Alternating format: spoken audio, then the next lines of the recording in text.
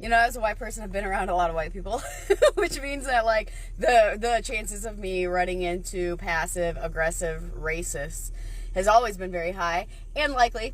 And with that being said, something that I've noticed about white people who are low-key racist, meaning the ones that aren't, like, overtly racist, they're not going to call themselves out with their racism, but one of their microaggressions that always show that they're racist to me, and it happens with all of them, is the level of annoyance that they'll feel about any activity when that activity is being carried out by a person of color rather than a white person.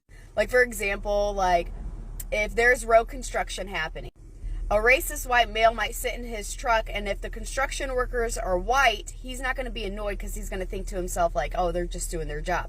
But if the construction workers are black, he's going to be annoyed that there's construction happening, and why aren't these people doing their jobs right, and this and that. Same thing when these racist white people watch TV, and the actors or contestants on the television show, especially game shows or like reality shows, if those people are black, then all of a sudden everything they say or do or any of the activity they're participating in is somehow wrong, annoying, or just something to bitch and complain about.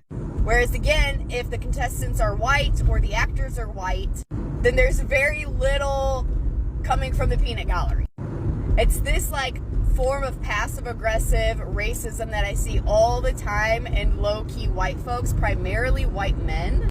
And oftentimes in these people, they don't even notice their own racism. It's so embedded in them and so subconscious that if you call them out on it, they'll be in a state of denial about it.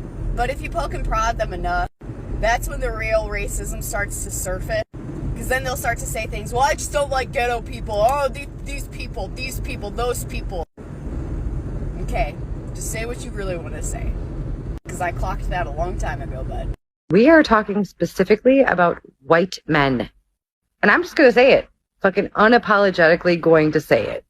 White men are the most dangerous species in the entire fucking world to women and to everyone else.